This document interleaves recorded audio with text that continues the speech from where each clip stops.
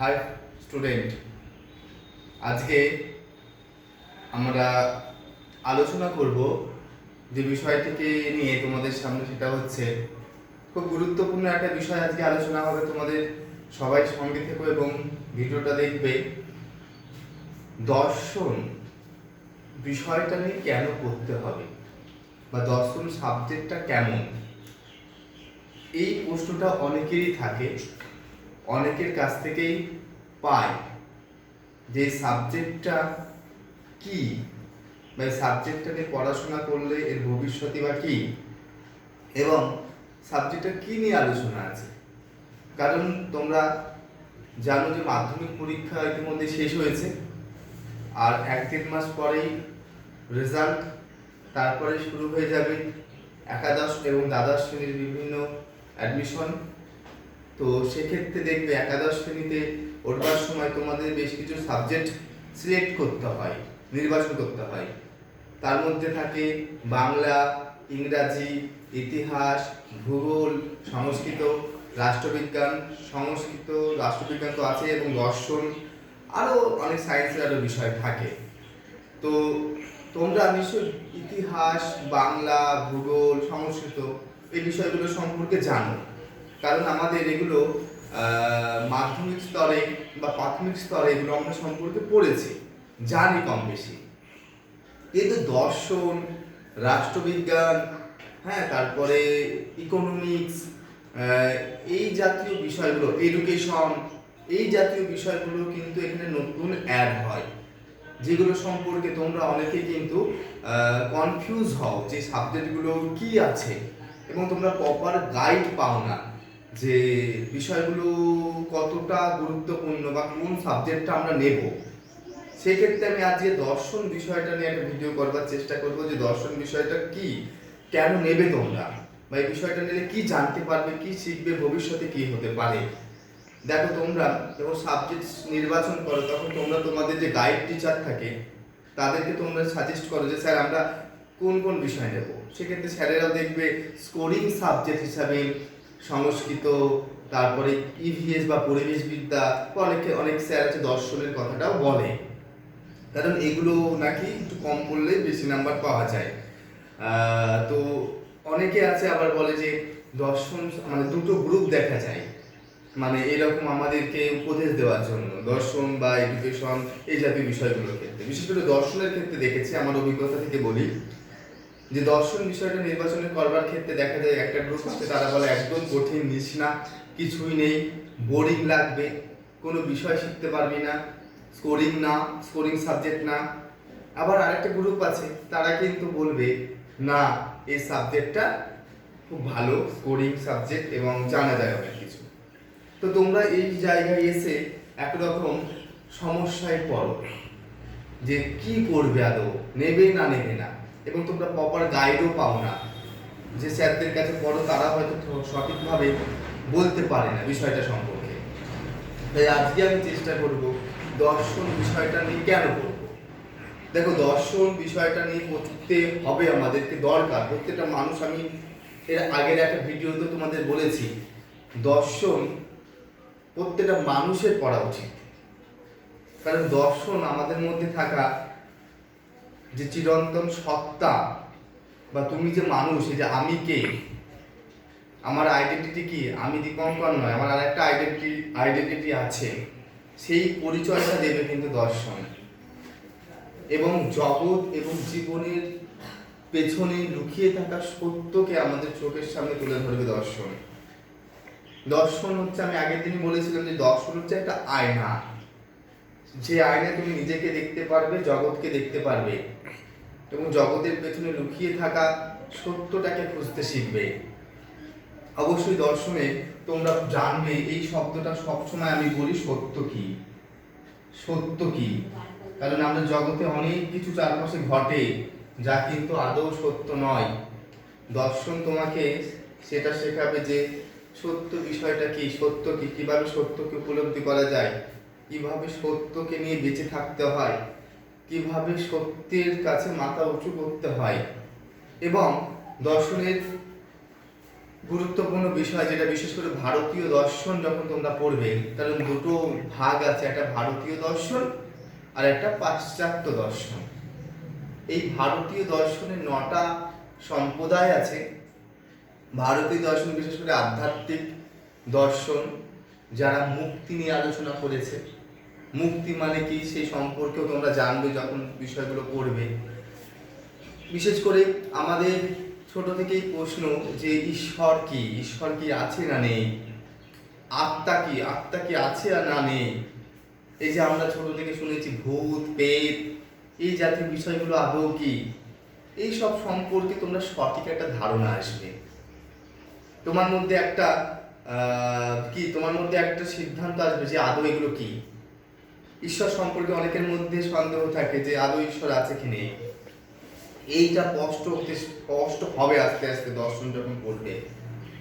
আত্মা বলতে আদৌ কি বোঝায়, এই জায়গাটা তোমার মধ্যে স্পষ্ট হবে। এটা তো ভারতীয় দর্শনের কথা আমি বলছি। ভারতীয় দর্শন তো এই জায়গাগুলো নিয়ে আলোচনা করে, এবং আমাদের মানুষের জীবনের যাবতীয় সমস্যা কিন্তু দর্শন তুলে ধরে, সবসময় তুলে ধরে মানুষের সামনে। যেমন মানুষের জীবনের অন্যতম সমস্যা হচ্ছে দুঃখ। এই দুঃখ কি, বৌদ্ধ দর্শন খুব সুন্দরভাবে, গৌতম বুদ্ধ তার দর্শনের মধ্যে দিয়ে খুব সুন্দরভাবে আমাদের সামনে তুলে ধরবে। এবং দুঃখ থেকে কিভাবে মুক্তি পাবো আমরা, সেই মুক্তির পথের কথাও আমরা সেই দর্শনে পাবো। কারণ দর্শন আমাদেরকে সবসময় সত্য কি সেটা শেখায়, সত্যের পথ আমাদেরকে খুলে দেয় যে এটা সত্যের পথ, এটা সত্য, তোমাকে সেটা মানতে হবে। কারণ ওই যে বললাম, জগতের পেছনে লুকিয়ে থাকা চরণটাকে জানা, পরম সত্যকে উপলব্ধি করতে শেখাবে দর্শন। একটু বুঝতে হয় বিষয়টা, তবে একটু বুঝতে হয়। এবং দর্শন তোমার মধ্যে একটা গুরুত্বপূর্ণ বিষয় কি জানো, তোমার চিন্তা শক্তিকে বাড়াবে। তুমি যখন কোনো কাজ করবে বা কোনো সিদ্ধান্ত নেবে, তখন তোমার মধ্যে, এগুলো তো বলছি প্র্যাকটিক্যাল, একদম থিওরিটিক্যাল নয়, তথ্য কথা নয়, প্র্যাকটিক্যাল ফিল্ডে তোমার জীবন কতটা সুন্দরভাবে গড়ে উঠবে তা কিন্তু দর্শন তোমাকে শেখাবে কি করে গড়তে হয় জীবনকে সুন্দরভাবে। কারণ কি, ওই যে বললাম, তোমার চিন্তা শক্তি, তোমার বিচার ক্ষমতা, তোমার কোনো কিছুর মূল্যায়ন ক্ষমতা বাড়বে। কারণ দর্শনের একটা শাখায় আছে যুক্তিবিদ্যা, যেটাকে যে দেখবে অনেক স্যাররাই বলে যে দর্শনের লজিক আছে, লজিকে অনেক নাম্বার ওঠে। এই শব্দটা জানে ছেলে মেয়ে শুধু, যে লজিক আছে, লজিকে নাম্বার ওঠে। এই কারণে এই সাবজেক্টটা কিন্তু অনেকে নেয়, ভালো কথা। তবে আরও তো অনেক দিক আছে। এই যে আমি বললাম ভারতীয় দর্শনের আধ্যাত্মিক দিক, মুখ্য মোক্ষ কি, ঈশ্বর কি, তারপরে আরো দুঃখ কি, তারপরে আমাদের এই জগৎ কিভাবে সৃষ্টি হচ্ছে। এবং দর্শনের আর একটা গুরুত্বপূর্ণ শাখা বেদান্ত দর্শন। তোমরা জানো রবি ঠাকুর, বিবেকানন্দ, সমসাময়িক ভারতীয় দর্শনের মধ্যে ওই দার্শনিকদেরকে তোমরা পড়বে, অসম্ভব সুন্দর। মানে জানবে, মানে কি, অজানা বিষয়কে জানতে পারবে দর্শন পড়ে।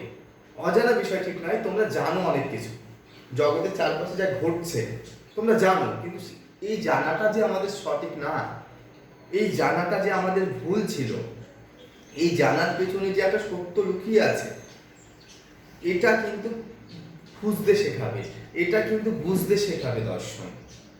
এবং দর্শনের অনেক শাখা আমার তোমাদের বললাম, যেটা অধিবিদ্যা বলে একটা শাখা আছে। অধিবিদ্যা মানে মেটাফিজিক্স, তুমি যা চোখে দেখতে পাচ্ছ তার বাইরেও আরো অনেক কিছু আছে। যেমন ফর এক্সাম্পল একটু আগে আমি বললাম যে ঈশ্বর, আত্মা, হ্যাঁ, এই জাতীয় বিষয়গুলো কিন্তু দর্শন অধিবিদ্যাতে আলোচনা করে। ঈশ্বর সম্পর্কে প্রত্যেকটা দর্শনের নিজস্ব মত আছে। এমনকি পাশ্চাত্য দর্শনেও প্রত্যেকটা দার্শনিকরা এই সম্পর্কে কথা বলেছে, এই সম্পর্কে নিজস্ব মত তুলে ধরেছে। এছাড়াও তোমরা পড়বে সাইকোলজি, মনোবিদ্যা বলে দর্শনের আর একটা শাখা। সেই মনোবিদ্যাতে মানুষের বিভিন্ন মানসিক যে ক্রিয়া প্রতিক্রিয়া, মানসিক যে সমস্যা, কেন আমাদের মধ্যে মানসিক সমস্যা আছে, এই জাতীয় বিষয়গুলো মনোবিদ্যা, সাইকোলজি খুব অসাধারণ সুন্দরভাবে আলোচনা করছে। সমাজ দর্শন বলে একটা শাখা আছে, যে সমাজের যাবতীয় বিষয় নিয়ে আলোচনা করে। মানে কি, দর্শনের প্রচুর শাখা আছে, অসংখ্য শাখা ব্রাঞ্চ আছে, সেগুলো সম্পর্কে তোমাদের জানতে হবে। এবং ওই লজিক হচ্ছে একটা অন্যতম শাখা, যেটা বললাম। হ্যাঁ, অধিবিদ্যা, তারপরে তোমার আছে ওই যে ওইদিকে বলা হয় আদর্শবিদ্যা, নীতিবিদ্যা, নৈতিক নীতিবিদ্যা মানে হচ্ছে এথিক্স আছে, এথিক্স মানে ওই যেটা বললাম, কাজকর্মের মধ্যে ভালো মন্দ কীভাবে বিচার করতে হয়, এই জাতীয় বিষয়গুলো। তার মানে দর্শনটা কিন্তু খুবই ইন্টারেস্টিং একটা বিষয়, যা তোমাকে এক প্রকার তোমার সামনে একটা আলো দেবে, যে আলো তুমি তোমাকে যেমন চিনতে পারবে তেমনি জগৎকেও চিনতে পারবে। এবং সব কিছুর পেছনে দর্শন যেটা চেষ্টা করে দেবার, সেটা হচ্ছে সত্য স্বরূপ। এই সত্য এবং স্বরূপকে যদি জানতে হয়, দর্শন অবশ্যই করতে হবে। কারণ মানুষের জীবনই হচ্ছে, তুমি মানুষ হিসেবে জন্মগ্রহণ করেছো তোমাকে নিজেকে জানবার জন্য। এবং যদি বলা হয় ভারতীয় দর্শনের যেটা অন্যতম উদ্দেশ্য হচ্ছে মুক্তি, তুমি কিভাবে মায়া মোহ থেকে বেরিয়ে আসবে, কিভাবে তোমার মধ্যে মুক্তি ঘটবে, কিভাবে তুমি নিজেকে সেই পরম সত্যের সাথে এক করে নিতে শিখবে, তা কিন্তু দর্শন শেখাবে। দর্শনের অজস্র বিষয় আছে যেটা হয়তো খুব অল্প টাইমের মধ্যে বলা সম্ভব। তবে এক কথায় বলতে গেলে দর্শন তোমাকে সঠিকভাবে বাঁচতে শেখাবে, কিভাবে নৈতিক আদর্শ, কিভাবে একটা নীতি নিয়ে, কিভাবে একটা নৈতিক আদর্শ নিয়ে বাঁচতে হয়, কিভাবে সত্যের কাছে মাথা উঁচু করে বাঁচতে হয়, কিভাবে নিজেকে তৈরি করতে হয় সত্যের আলোতে, তা কিন্তু সবসময় শেখায় দর্শন। এবং জ্ঞানের প্রতি ভালোবাসতে শেখায় দর্শন। তাই দর্শন সাবজেক্টটা মোটেই কিন্তু ছোট বিষয় নয়। কারণ একটা কথা বলা হয় যে দর্শন is the mother's of all subject. দর্শন হচ্ছে প্রত্যেকটা সাবজেক্টের জন্মদাত্রী। দর্শন থেকেই নাকি অন্যান্য সাবজেক্টের সৃষ্টি হয়েছে। কারণ সায়েন্সও কিন্তু যে কাজগুলো করতে পারে না, বিজ্ঞানও যেখানে থমকে দাঁড়ায়, দর্শন কিন্তু সেই জায়গা থেকে যাত্রা শুরু করে। বিজ্ঞানও এমন অনেক বিষয় আছে যেখানে তার আলোচনা আলোকপাত করতে পারেনি, দর্শন কিন্তু সেই জায়গায় তার আলোচনা করেছে, আলোচনা রেখেছে। তাই সাবজেক্টটা যারা বলে কিচ্ছু নেই বোঝার, যারা বলে সাবজেক্টটা একদম ভালো নয়, বোরিং, আমি বলবো তাদের মধ্যে হয়তো এই দর্শন চর্চার অভাব আছে। তারা সঠিকভাবে হয়তো জানে না, সঠিকভাবে হয়তো এই সাবজেক্টটা নিয়ে পড়াশোনা করে। তাই তোমরা পড়ো, নিঃসন্দেহে বলা যেতে পারে যারা পড়াশোনা করো, যারা শিখতে চাও, যারা জানতে চাও মানব জীবন কেন পেয়েছি আমরা, জীবনটাকে কতটা সার্থক করতে হবে, কিভাবে সত্যকে জানতে হবে, জগতে যা চলে সব কিছু মিথ্যা, তার আড়ালে থাকা সত্যটা আদৌ কি, এবং জগৎ যে তোমার মধ্যে চাপিয়ে দেওয়া কিছু সংস্কৃতি, জোর করে চাপিয়ে দিয়েছে কিছু সংস্কৃতি, কিছু রীতিনীতি প্রথা, এগুলো থেকে কিভাবে বেরিয়ে আসতে হয়, এগুলোর মধ্যে যে ভ্রান্ত ধারণাটা আছে সেগুলো স্পষ্ট করতে শেখাবে তোমাকে দর্শন। তাই মোটেই কিন্তু তোমরা সাবজেক্টটাকে ভয় পাবে না। এই সাবজেক্টটার ভবিষ্যৎ কি? সাবজেক্টটার ভবিষ্যৎ দেখো, এটা এই সাবজেক্টটা নিয়ে পড়াশোনা করলে নিজের মধ্যে যেমন একটা মানুষ হিসাবে সুন্দর হবে। কারণ আমি অনেক দার্শনিক, যেমন রবীন্দ্রনাথ ঠাকুর কিন্তু সাহিত্য হিসাবে চিনি, এবং তার পাশাপাশি তিনি একজন দার্শনিক। কারণ সাহিত্যের সঙ্গে দর্শনের অদ্ভুত মিল আছে। এই নিয়েও কোনোদিন একটা অডিও আমি পাঠাবো, সাহিত্যের সঙ্গে অডিও বা ভিডিও, সাহিত্যের সঙ্গে দর্শনের সম্পর্ক কি।